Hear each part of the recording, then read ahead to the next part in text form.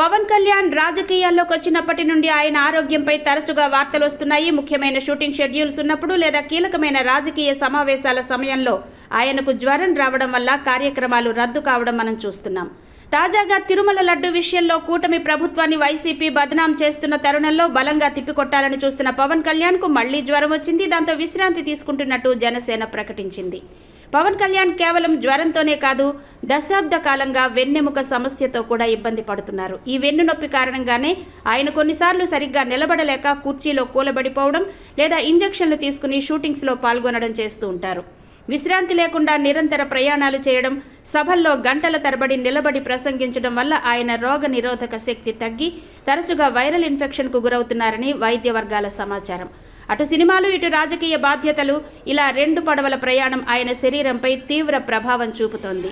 54 ఏళ్ల వయసులో ఉన్న పవన్ 70 ఏళ్లు దాటిన చంద్రబాబు వంటి నేతలతో పోలిస్తే త్వరగా అలసిపోతున్నారన్న విమర్శలు కూడా ఉన్నాయి.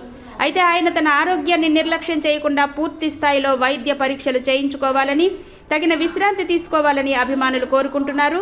ఇప్పుడు ఆయన కేవలం ఒక నటుడు మాత్రమే కాదు, ఒక రాష్ట్రానికి బాధ్యతాయుతమైన పదవిలో ఉన్న నాయకుడు. కాబట్టి భవిష్యత్తులో రాజకీయంగా మరింత చురుగ్గా ఉండాలంటే పవన్ తన ఫిట్నెస్, హెల్త్ రొటీన్పై ప్రత్యేక దృష్టి సారించాల్సిన అవసరం ఎంతైనా ఉంది.